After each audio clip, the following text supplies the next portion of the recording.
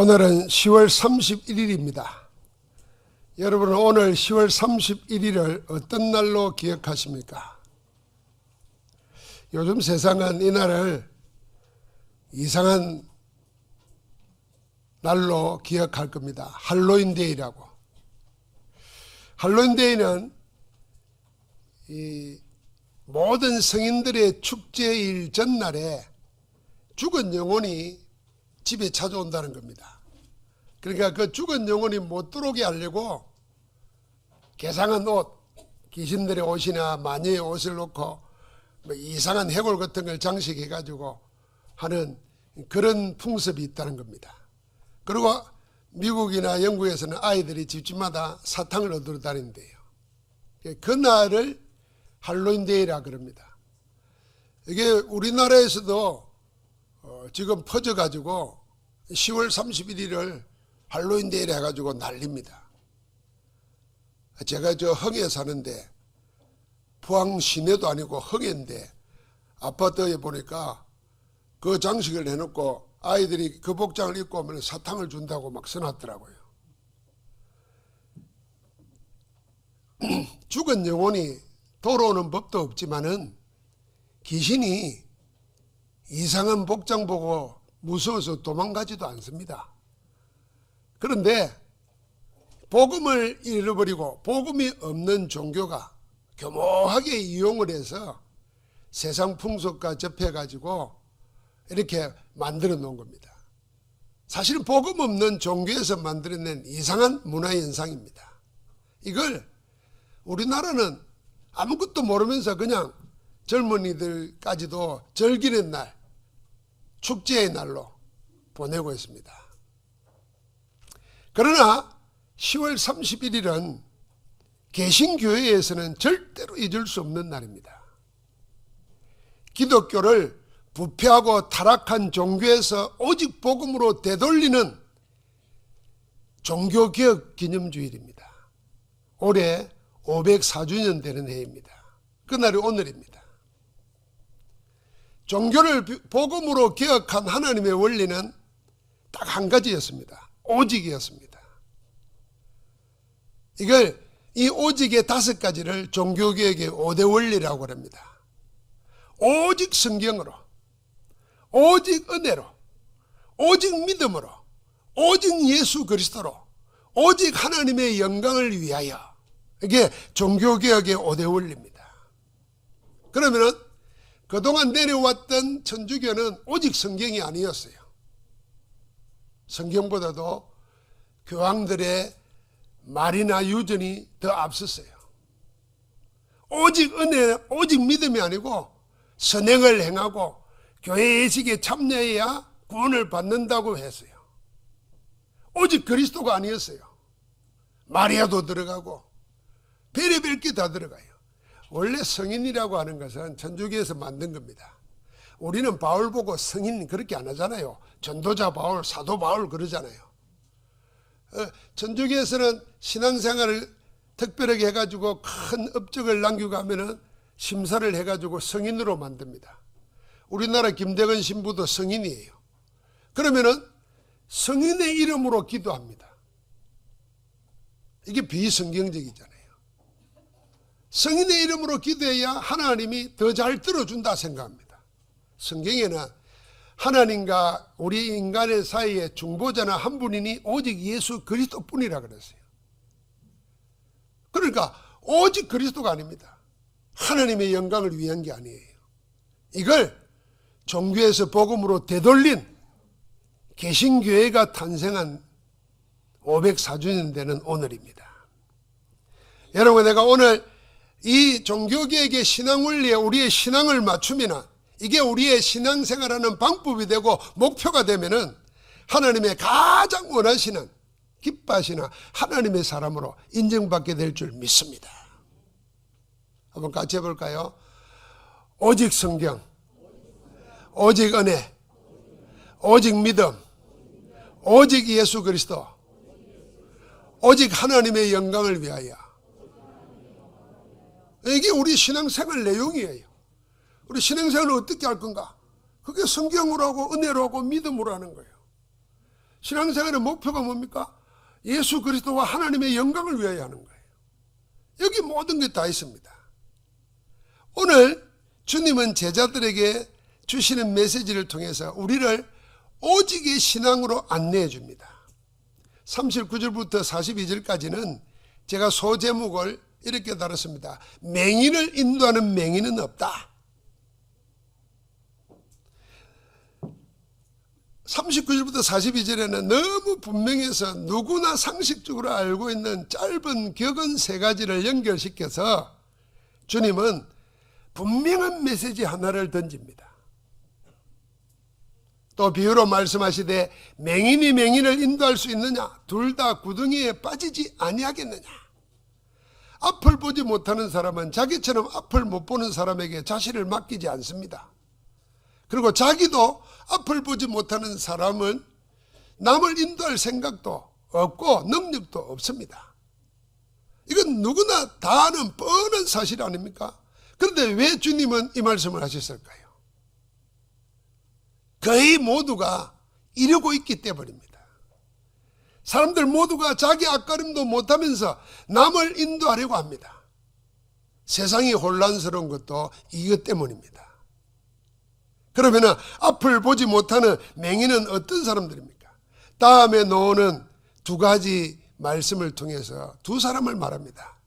하나는 앞을 보지 못하면서 남을 끌려고 하는 맹인은 배우는 위치에 있는 사람입니다. 아직 맹인입니다. 그 다음에는 자기 눈에 들보를 낀 채 남의 눈 속에 있는 티를 빼려고 하는 자 역시 맹인입니다. 먼저 아직 더 배워야 하는 제자의 위치에 있는 사람은 다른 사람을 인도할 수 있는 눈뜬 자가 아닙니다. 온전하게 될 때까지 더 배우고 배우는데 몰두해야 됩니다. 물론 스승을 두고 배우는 과정에 있는 제자라도 보통 사람들보다 훨씬 더 많은 나은 지식을 가지고 있을 수 있습니다. 그러나 자기를 가르치는 스승의 깊이를 아는, 그래서 지금 배움의 과정에 있는 제자는 설익은 지식으로 남을 가르치려고 덤벼들지 않습니다. 배우는 과정에서 겸손한 자세와 열린 마음으로 스승에게 배우고 배울 뿐이지 함부로 아는 체 하지 않습니다. 그게 진정한 제자입니다. 또 다른 명인이 있습니다. 그 사람은 자기 눈에 들보를 끼고 남의 눈 속에 있는 티를 보고 빼려고 하는 사람입니다. 우리가 읽었지 않습니까? 자기 앞도 못 보면서 감히 다른 사람을 인도하려고 하는 맹인이 누구냐? 자기 상태를 보지 못하는 자가 맹인입니다. 자기의 영적 상태를 모르는 사람은 다른 사람을 진리로 인도할 수 없습니다. 혹 사람의 마음 상태를 잘 아는 사람이 어려움 당한 사람의 마음을 이해하고 공감하고 위로할 수는 있습니다. 그래서 요즘에는 공감 능력이 있어야 된다고 하잖아요. 지능보다도 EQ 능력이 있어야 되고, 요즘에는 또 SQ라 그럽니다. 사회 지능이 있어야 된다는 거예요. 이게 뭐냐? 다른 사람을 이해하고 수용하고 공감하는 그런 능력이 있어야 기업도 성공하고 인생도 성공한다는 겁니다. 사람 마음을 잘 알아. 그래서 심리학이 유행입니다. 다른 사람을 위로할 수 있습니다. 그러나 사람은 마음만 가지고 되는 게 아닙니다. 사람은 영적 존재입니다. 사람의 마음의 생각 이상의 것이 사람에게는 있습니다. 그게 영혼입니다. 영혼, 영적 상태를 알지 못하면 그 사람을 하나님의 구원으로 인도할 수가 없습니다. 사람의 영이 죄와 사망의 법, 저주와 재앙, 그리고 사단에게 빠져나오지 못하면 진정으로 행복할 수가 없어요. 마치 해적선 타고 있는 해적은 아무리 선한 사람이라도 행복할 수 없는 것과 똑같습니다. 일단 빠져나와야 됩니다. 그런데 인간 살아가면서 아이러니 중에 아이러니가, 그리고 가장 흔한 것이 이것입니다. 자기 눈에는 덜보를 끼고 있으면서 남의 눈에 티끌을 빼려고 하는 것. 이게 인간사 가장 흔하고 가장 큰 아이러니입니다. 여러분, 덜보가 내 눈 속에 들어있으면 남의 눈에 티가 보이겠습니까? 오히려 그 반대이지 않습니까? 내 눈에는요, 미세한 티끌 하나만 들어와도 눈을 뜰 수가 없습니다. 티끌 하나가 온 눈을 못 보게 만드는 들보입니다. 들보. 티끌이 아니에요. 엄청난 들보입니다. 그런 들보를 끼고 남의 눈 속에 있는 티를 볼 수 있는가? 불가한 일 아닙니까? 그런데요, 놀랍게도 불가사의한 일은, 인간 심리는 자기 눈 속에 들보를 끼고 남의 눈에 티를 본다는 겁니다.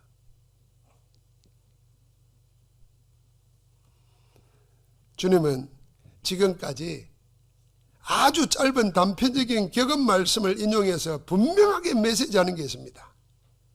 누가 누구를 인도할 수 있느냐 하는 말씀을 통해서 우리는 누구의 인도를 받아야 하는가, 그리고 우리를 인도할 자가 누군가 생각하라는 것입니다. 맹인이 맹인을 인도하면 둘 다 구덩이에 빠지지 않냐. 그러니까 아직 배우는 자도 남을 인도할 수 없고 더 배워야 되고, 자기 눈에 들보를 끼고 남의 눈에 티를 빼려고 하는 그런 어불성설도 되지 않는데 사람은 그러고 있다. 그러니까 사람은 사람을 인도할 수 없다는 겁니다. 과연 그러면 우리를 인도할 자가 누구고 우리는 누구에게 우리를 맡겨야 되겠습니까? 분명한 사실은 들보를 끼고 있거나 앞을 보지 못하는 사람은 우리를 인도할 수도 없고 우리가 그들에게 맡겨서도 안 됩니다. 우리를 인도할 수 있는 분은 한 분이십니다. 하나님 아버지는 여러분과 나를 죄와 저주 사단에서 구원하기 위해서 예수 그리스도를 보내시겠다고 약속하셨고, 그 언약대로 오셔서 그리스도는 우리에게 구원의 길을 열어주었습니다. 믿는 자마다 영생 얻도록 길을 열어놓았습니다. 바로 그 주님께서 우리에게 우리를 인도할 분을 보내시겠다고 언약하셨습니다. 그분이 보혜사 성령이십니다. 요한복음 14장 16절부터 17절을 보니까 내가 아버지께 구하겠으니, 이 주님이 하는 기도입니다. 그가 또 다른 보혜사를 너희에게 주사 영원토록 너희와 함께 있게 하리니 그는 진리의 영이라. 세상은 능히 그를 받지 못하나니 이는 그를 보지도 못하고 알지도 못함이라. 그러나 너희는 그를 아나니 그는 너희와 함께 거하시며 너희 속에 계시겠습니다. 자, 하나님 아버지는 우리를 구원하기 위해서 그리스도 예수를 보내겠다고 언약하셨고 언약대로 예수님이 오셨습니다. 그 예수님이 우리를 세상에서 인도하고 함께하고 승리하도록 이끌기 위해서 보혜사 성령을 보내겠다고 약속하신 겁니다.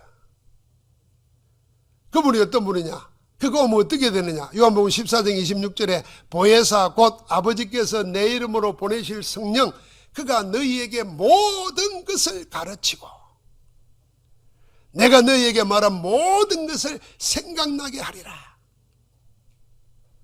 보혜사라는 말이 보호하고 은혜 주시고 가르친다는 말입니다. 그러니까 영어 성경에, 어떤 영어 성경에는 원더풀 카운셀러라고 그랬어요. 상담하고 안내하고 인도하는 가장 훌륭한 분이 우리 안에 계시는 성령님이시는 겁니다. 우리를 구원하신 예수 그리스도께서 아버지 하나님께 구하여서 우리에게 보혜사 성령을 보내셨습니다. 보혜사 성령께서 오셔서 우리 안에 우리와 함께 하시면서 우리를 가르치고 인도하십니다. 우리에게 권능을 주셔서 능히 그리스도의 정인으로 땅끝까지 이르도록 우리와 함께 하십니다. 마가다락방에 모인 초대교회와 제자들은 그리스도 언약하신 말씀대로 성령의 충만함을 받았고 성령의 인도와 역사를 따라 하늘의 나라를 이루고 살았습니다. 자, 우리는 이 세상을 살아갈 때 누구의 인도를 받아야겠습니까? 여러분과 나는 다른 사람을 어떻게 인도하시겠습니까? 우리가 하나님의 성령의 인도를 받고 다른 사람을 하여금 하나님의 말씀, 복음 가지고 성령의 인도받도록 도와야 됩니다. 여러분, 내가 복음의 능력을 믿고 예수 그리스도의 능력을 믿고 하나님의 능력을 믿으면 어른들과 같은 생각 가지고 있으면 안 됩니다. 어른들은 또 모르는 겁니까? 애들은 모른다. 가르쳐야 된다. 뭐 그런 생각 가지고 있지 않습니까? 그래서 자꾸 하려고 합니다.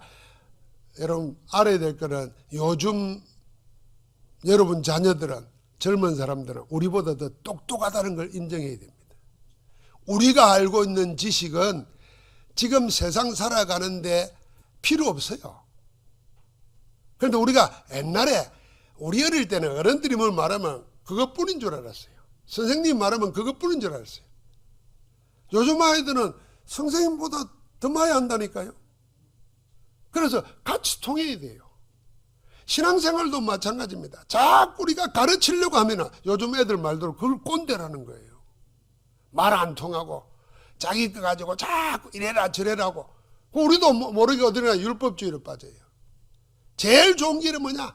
하나님의 복음을 충분히 얼마든지 설명할 수 있는 어른이 돼야 돼요. 그리고 그 말씀 속에서, 복음 속에서 성령이 저를 책임지고 인도할 거라는 확신을 심어줘야 돼요. 그게 가장 중요한 인도자입니다. 어른들 아마 인정하기 싫을 거예요. 그래도 내가 더 똑똑하지. 천만의 말씀입니다. 여러분 컴퓨터 못하잖아요. 아이들은 그냥 눈 감고도 합니다.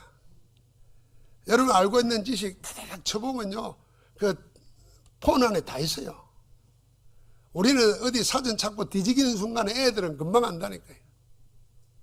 그래서 우리가 우리를 인도하는 게 아니고 하나님이 우리를 인도하시도록 하는 길이 뭐냐, 그걸 찾는 겁니다.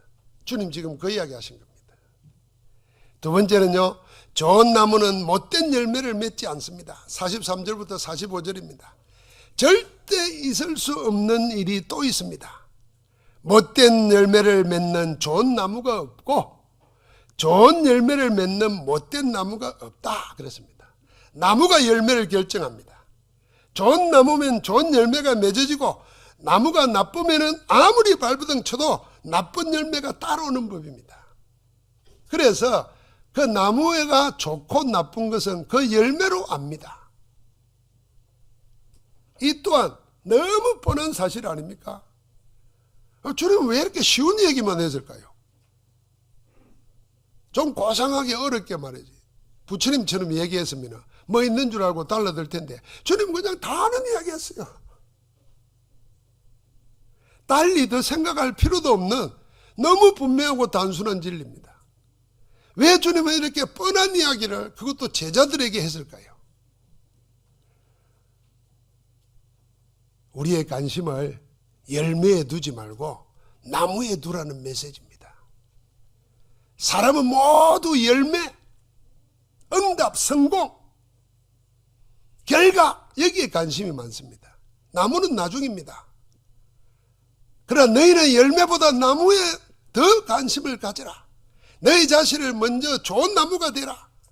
그러면 좋은 열매는 저절로 열린다. 그렇게 말씀하시는 겁니다. 무화과를 얻고 싶으면 무화과 나무가 되어야지 가시나무에서 무화과를 얻으려 하면 안 된다는 거죠. 포도를 얻고 싶으면 포도나무를 해야지. 내 자신이 찔레이면서 내 삶의 열매를 포도로 구하고 앉았다면 되겠냐는 겁니다. 그러면서 결론처럼 이렇게 말씀하십니다. 선한 사람은 마음에 쌓은 선에서 선을 내고 악한 자는 그 쌓은 악에서 악을 내나니 이는 마음에 가득한 것을 입으로 말함이니라. 나무와 열매를 이야기하다가 갑자기 사람의 마음에 쌓은 것을 또 넘어갑니다. 마음에 가득한 것이 열매처럼 드러나는 법입니다. 나무의 열매도 마찬가지입니다. 좋은 열매를 맺는 좋은 나무와 못된 열매를 맺는 못된 나무는 분명히 다릅니다. 주님 말씀에서 나무가 사람이라면 열매는 삶의 응답입니다. 사람의 생각에서 시작된 것이요, 마음에 쌓입니다. 이 마음에 쌓인 것은 그 방향이 어디로 갔냐면 내로 갑니다. 내려간 것은 몸으로 가고 영혼에 각인됩니다. 영혼에는 하늘 보좌와 지옥 멸망 둘로 나누어집니다. 영혼에 각인되면. 그리고 영혼으로 연결되는 거예요. 좋은 열매를 맺는 좋은 나무, 그 사람의 마음에 쌓인 것이 뭔가 하는 것입니다. 우리가 좋은 나무가 되려면 마음을 무엇으로 쌓아야 되느냐, 가득 채워야 되느냐, 그 말씀하시는 겁니다. 사람의 마음에 쌓인 것은 육신적인 거냐 영적인 거냐 나누어집니다. 그 영적인 것도 사단의 것이냐 하나님의 것이냐로 나누어집니다. 그렇다고 하면 여러분과 내가 마음에 가득 채울 것은 영적인 것을 채워야 되고 하나님의 성령으로 채워야 됩니다. 세상이나 사람의 것, 육신이나 사탄의 것으로서는 우리를 절대로 좋은 나무 되게 할 수 없습니다. 사탄은 도적질이라고 죽이고 멸망시키러 온 자입니다. 그러니까 세상이나 사단의 그 육적인 걸 가지고는 우리 자신을 좋은 나무 되게 할 수가 없어요. 우리가 좋은 나무 아니면은 아무리 발버둥을 쳐도 좋은 열매를 못 얻습니다. 그래서 우리 자신을 오직 하나님의 주시는 것, 성령의 인도와 역사만이 여러분과 나를 좋은 나무 되게 하실 줄 믿습니다.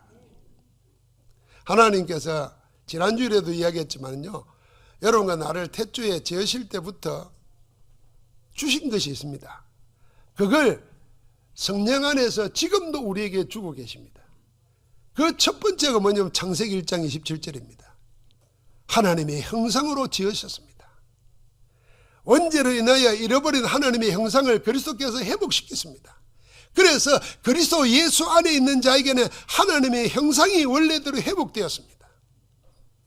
그것이 지금 내 안에 있는 하늘 보좌입니다. 이걸 계속 찾고 누리는 것입니다.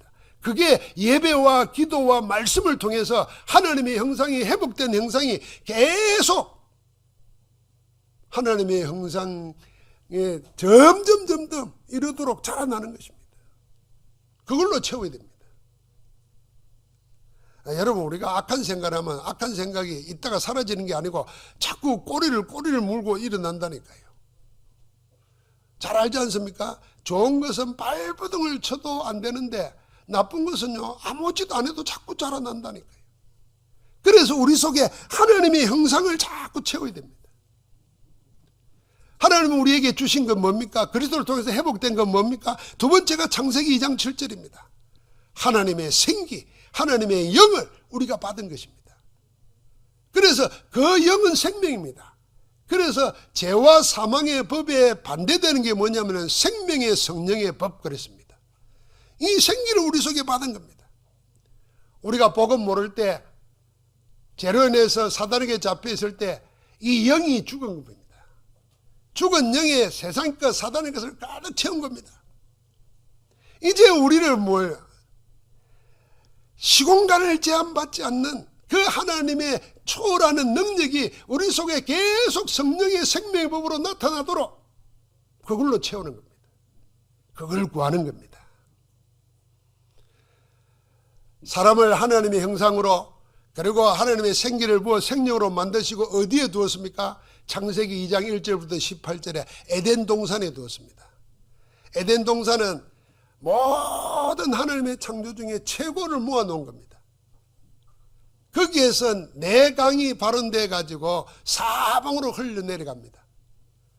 그래서 가는 데마다 꽃이 피고 열매가 맺고 생명의 역사가 일어납니다.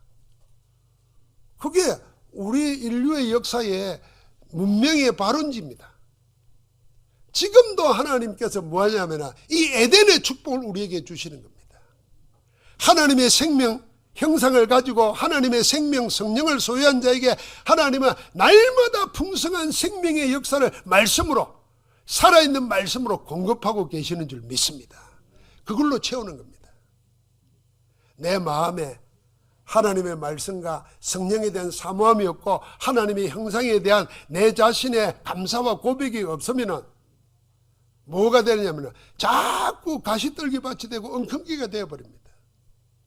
그러니까 그 쌓은 것에서 악한 것에서 악이 나오고 선한 것에서 선이 나오는 것처럼 여러분과 나를 하나님의 것으로 채워야 될 줄 믿습니다. 46절부터 49절까지 마지막에는요, 한번 읽어볼까요 우리? 46절부터 49절입니다.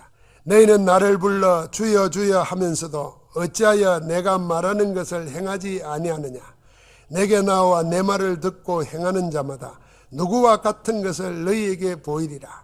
집을 짓되 깊이 파고 주초를 반석 위에 놓은 사람과 같으니 큰 물이 나서 탕류가 그 집에 부딪히되 잘 지었기 때문에 능히 요동하지 못하였거니와 듣고 행하지 아니하는 자는 주추 없이 흙 위에 집 지은 사람과 같으니 탕류가 부딪힘에 집이 곧 무너져 파괴됨이 심하니라 하시니라. 주님 말씀에 두 사람이 나오죠. 한 사람은 주여 주여 하고 부르면서 주님의 말씀을 듣기만 하고 행하지 않는 자가 나옵니다.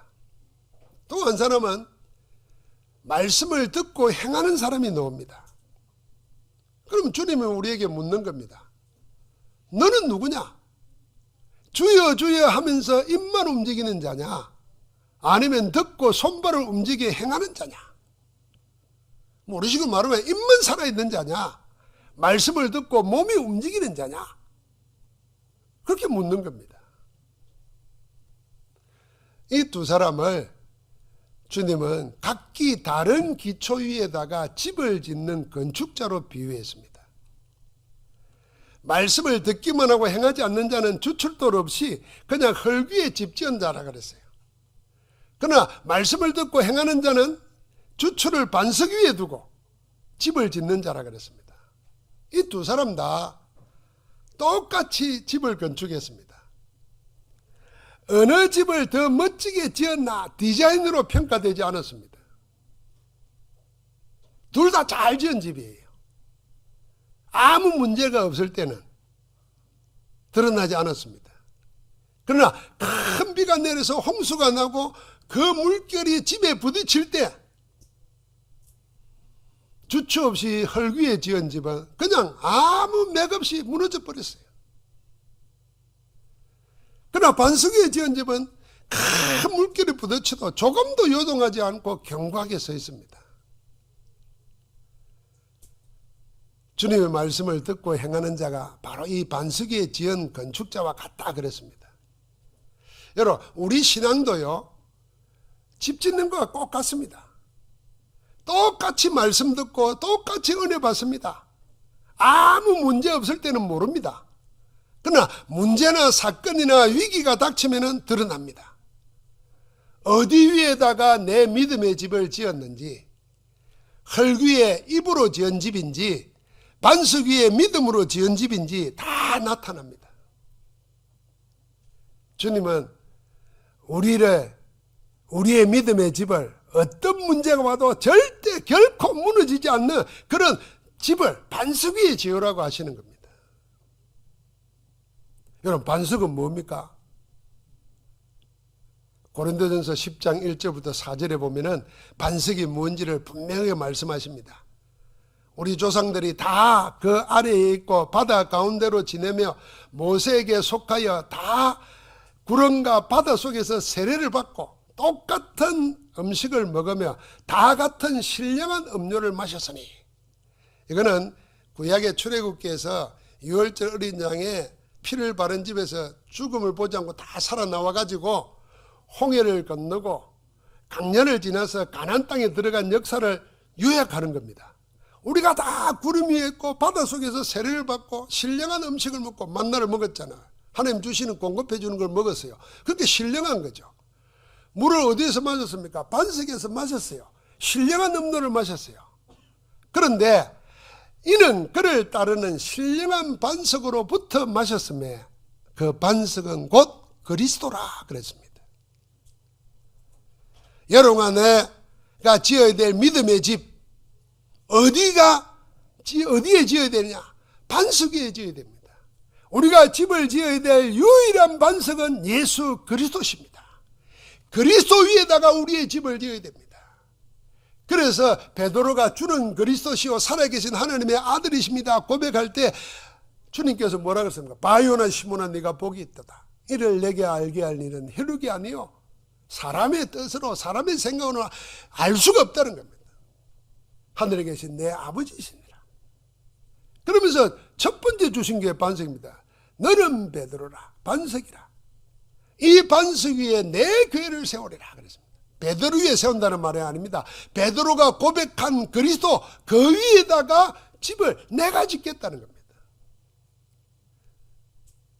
여러분, 우리가 말씀을 듣고 행한다는 것에 대해서 늘 눌려 있을 수 있습니다.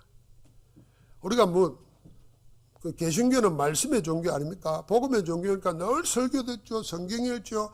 그런데 내가 말씀대로 성경대로 들은 메시지대로 못 산다는 것에 눌려 있을 수 있어요.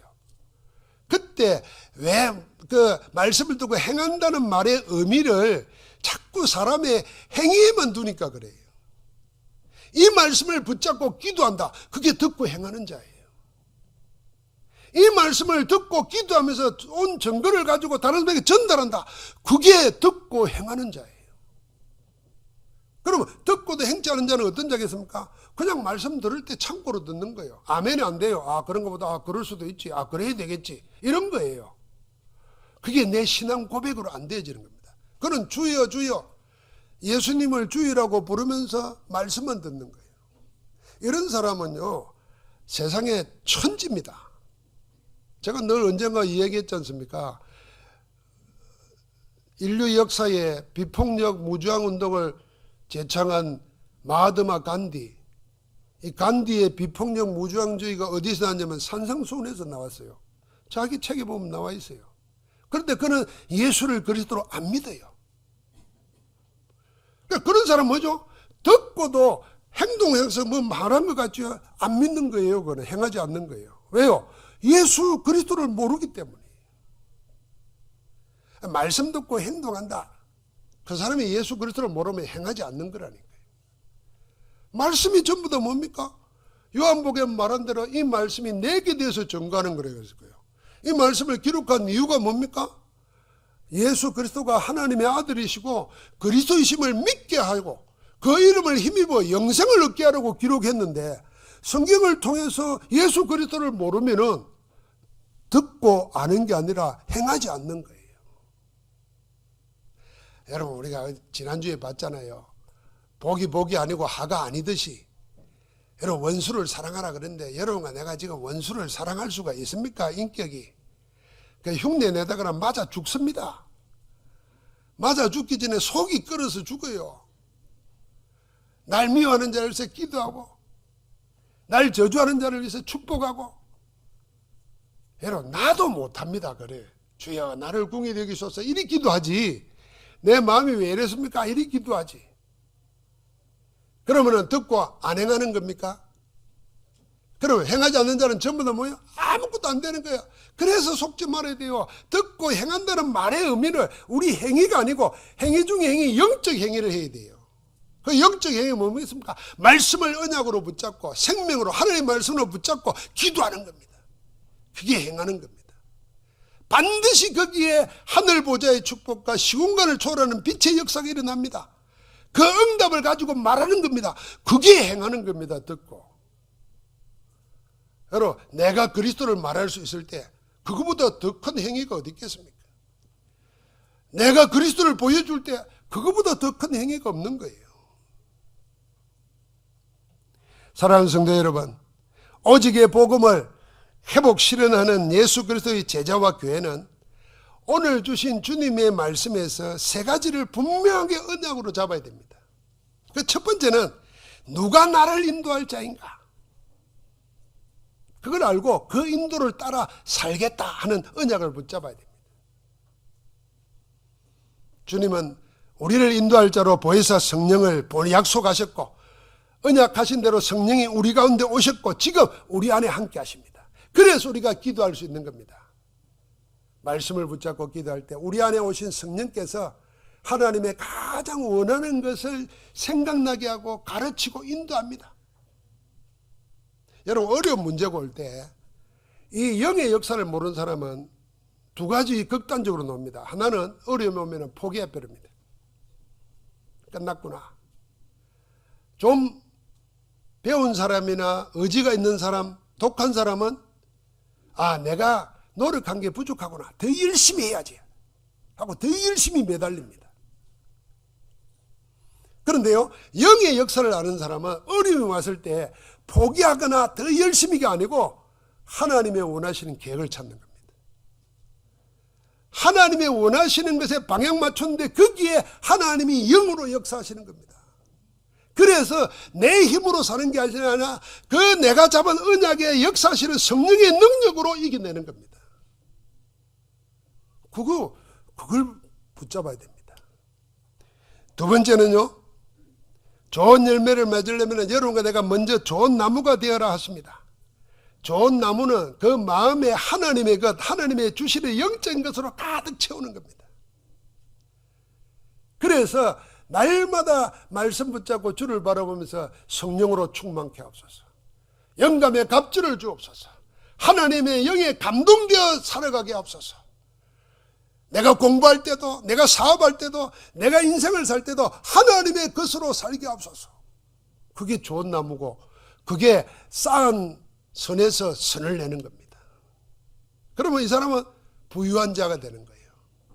그게 심령이 가난한 자가 복이 있나니 하나님 나라가 저희 것이라는 말씀이 응답입니다. 세 번째는 어디에다 집을 짓는가입니다. 여러분과 내가 입으로 흙위에 집을 짓는 게 아니라 반석 되시는 그리스도 위에 집을 지으면 절대 무너지지 않습니다. 이 세 가지를 한꺼번에 누리는가. 오늘 우리의 인도는 성령께서, 우리의 속은 하나님의 것으로 채우고, 우리의 집은 예수 그리스도 성삼위 아닙니까? 성삼위 하나님이 지금 나와 함께 하신다는 사실을 예배로 누리고 기도로 누리고 말씀으로 누리는 겁니다. 그게 우리의 영적 생활입니다. 자, 이걸 놔두고 자꾸만 행위로 일어났다 앉았다 예배 교회 예식에 참여하고 선을 행하고 그래야 하나님께서 얻는다고 속인 그 종교를 하나님이 박살을 내시는 겁니다. 그게 종교개혁이에요. 사단은 지금도 그 복음을 개혁시키는 원리를 모르도록 자꾸 세상 문화, 이교도 문화를 섞어가지고 온갖 것을 퍼뜨립니다. 할로윈데이가 넘어왔다니까. 할로윈데이가 핵을 이래놓고 이상하지 않습니까 여러분? 그런 것도 파는데 사탕 하나도 비싸요. 전부 다 속이는 겁니다. 여러분과 나는 보이지 않지만 우리와 함께 하시고, 여러분과 나를 인도하시고 능력으로 역사하시는 성삼위 하나님의 축복을 누리는 집중의 시간을 찾아 누리기를 주의 이름으로 축복합니다. 하나님 감사합니다. 우리에게 누구나 다 아는 평범한 이야기 속에서 하나님 나라의 말씀을 주시니 감사합니다. 하나님, 성령의 인도 따라 살게 하시며 하나님의 주시는 것으로 채우게 하시며 예수 그리스도 반석 위에다가 우리의 믿음의 집을 굳게 세워서 세상에 어떤 일이 일어나도 흔들리지 아니하고 하나님께 영광 돌리며 하나님 안에 있는 풍성함을 누리고 사는 그리스도의 정인되게 저희를 축복하옵소서. 우리와 함께 하시는 예수 그리스도 이름으로 기도하옵나이다. 아멘.